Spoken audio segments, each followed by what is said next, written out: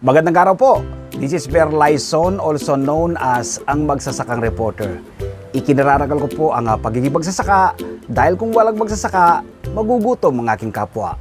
Ikinararangal ko rin po ang pagiging reporter dahil bahagi ako sa pagbibigay ng makabuluhan at makatotohanang impormasyon sa ating mga kababayan.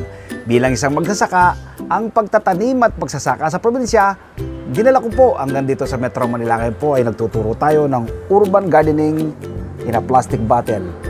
Self-watering plant.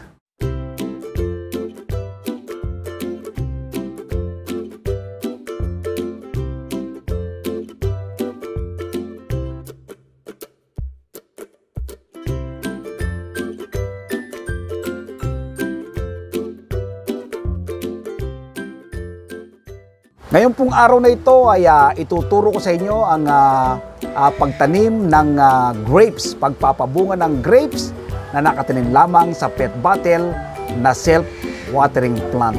Halip po kayo, samahan nyo ko. Magtatanim tayo ng ubas sa mga bote, magpapabunga tayo ng ubas na nasa pet bottle. Ang ubas o grapes ay isa sa pinakamasustansyang prutas na ginawa ng Panginoon para sa tao.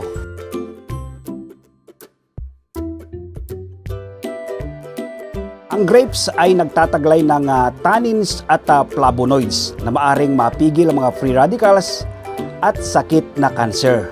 Nakakatulong sa mga taong may anemia ang palagiang pagkain ng grapes at pagkakaroon ng sakit sa puso o heart problem. Nagpapababa ng cholesterol level sa ating katawan ang palagiang pagkain ng grapes at nagbibigay ng magandang benepisyo sa ating isipan. Nakakatulong din ang grapes para makaiwas na magkaroon ng katarata at ang palagiang pagkain ng grapes ay nakakapagpalinaw ng mata. Malaki rin ang maitutulong ng grapes sa pagkakaroon ng constipation o hirap sa pagdumi dahil sa mataas nitong fiber. Nilalabanan din ng grapes upang makaiwas na magkaroon ng patig. Nagpapalakas din ang ating mga joints o yung buto para manatiling maliksi at malakas ang ating katawan. So yun po ang ilan sa taglay na health benefits ng grapes o ubas.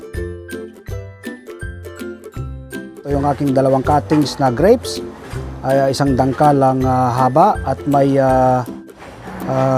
buko, ano?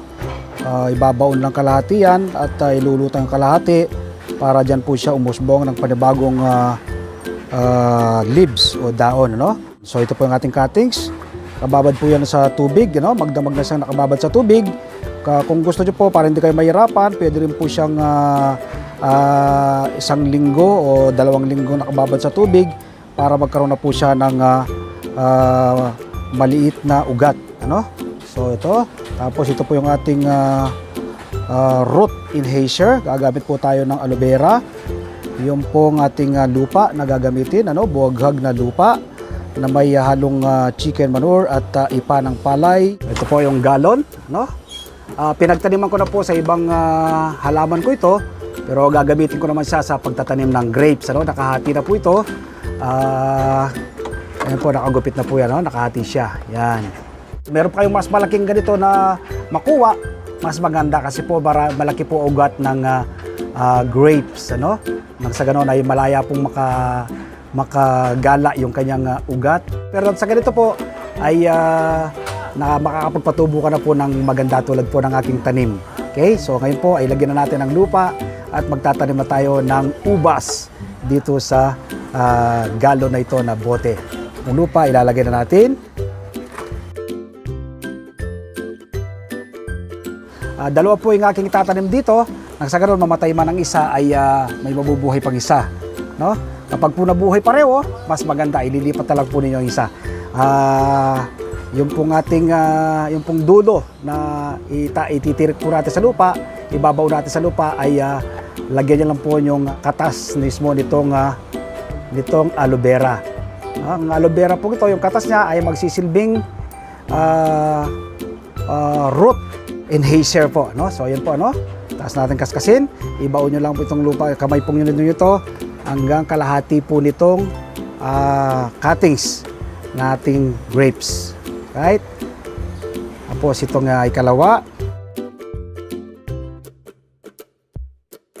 Yung sobra po nito ay pwede nyo pong gupit-gupitin at ibaon sa lupa. Nang sa ganun ay may pauna ng fertilizer itong tanim na grapes.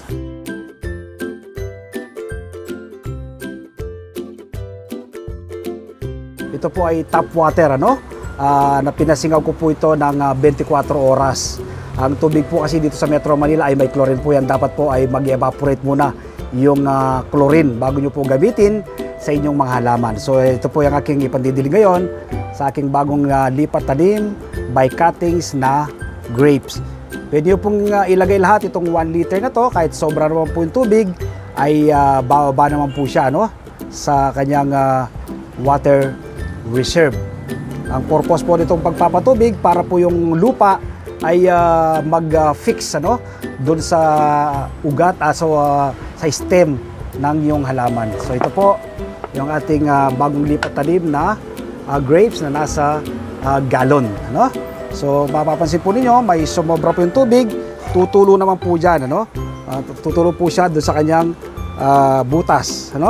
Kanya pupunta naman dito sa kanyang water reserve. So kaya po tinawag ito ng self-watering plant. Meron po siyang water reserve sa ilalim, yung kapag kayo ay nagdilig ng iyong halaman dito po sa ibabaw ng bote. So ganun lang po kasimple at kadali na magtanim ng grapes. Kung makikita nyo po sa aking background, may bunga na po yung ating tanim na grapes na nakatanim po sa ganitong bote. Ang grapes po ay pwede po yung direct sunlight at shading. Dapat po within 6 to 8 hours ay naaarawan po siya. So nagawa po ito ng Magsasaka Reporter, magagawa rin po ninyo. Napaka-healthy at napakasarap po ng grapes. Kaya magtanim na rin po kayo. Ano pong ma-achieve mo rito? Yung dapat ay pera na pinambila mo ng grapes ay matitipid mo na.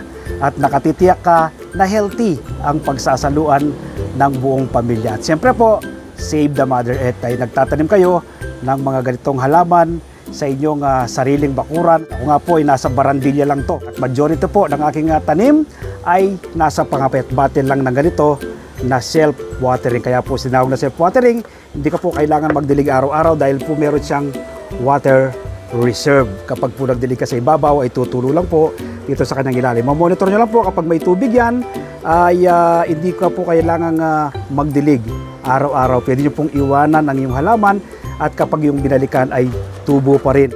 So sana po ay nag-encourage ako na magtanim din po kayo ng iyong sariling pagkain. Ito po yung nakikita ng Magsasaka Reporter na sagot sa posibleng maranasang kagutuman ng iba nating mga kababayan dahil po sa kinakarap nating pandemya sa COVID-19. Plant, plant, plant, go! Organic po tayo. Ngayon po ay harvest tayo. Pipili po ako sa kanyang mga bunga na may inog na. Gagamit po tayo ng gunting. Pili po tayo dito kung alin po ang pwede nating i-harvest.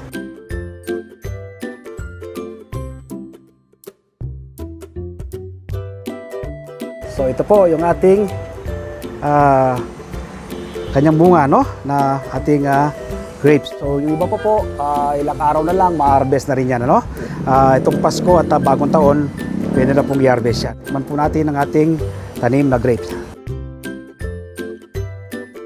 Sa mga magtatanong po na ito pong aking grapes na ito ay ang kanyang variety ay Red Cardinal Grapes. Masarap po yung Red Cardinal Grapes, matamis siya, So yun po, kahit dito po kayo nakatira sa Metro Manila, ay pwede po kayong makapagpatubo, makapagpabunga ng ubas na nakatanim lamang sa bote. Nawa po ay muli akong nakapag-share sa inyo ng kaalaman at impormasyon ngayong araw na ito kaugnay ng pagpropagate, pagtatanim ng ubas at pagpapabunga ng ubas. Kung may natutunan po kayo sa akin, i-share nyo po itong video ito sa inyong mga kaibigan nang sa ganon ay marami tayong maabot at matulungan na ating mga kababayan. Ngayon po ay shoutout tayo sa ilan sa maraming nanonood dito sa ating channel. Shoutout kay Nanay Feli Navarra, Dennis and Amor Fajarda and family watching from Lancaster City, Cavite, Tatay Leo Vaduria and family, Immaculada Subiri, Bernadette BM, Kukuk and Snow, Yard Flanting, Elfilda Ufano, Ping Forever Bitco, Louis Estanol, Gilliard R. watching from Switzerland, Teresita Corfus watching from Milan, Italy, Alex Eraso watching from Agonoy, Bulacan, Jeric Bite o Bite family watching from Las Piñas, Felicity Torres Haduk watching from La Paz, Tarlac, Leonardo Veñaflor at Nenita Bukat. Sa mga nagnanais po pong mapalawak at mapalalim pa ang kaalaman kaugnay ng urban gardening, organikong pagsasaka, ay iniimbitan ko po kayo na manood ng aking TV program. Itong aking TV show, ito po ay ang Masaganang Buhay. Umiere po ito tuwing araw ng linggo, alas 7 hanggang alas 8 ng umaga sa 1PH Signal TV Channel 1 ng TV5. May replay po ito pagdating ng hapon kapag hindi po kayo nakapanood sa umaga.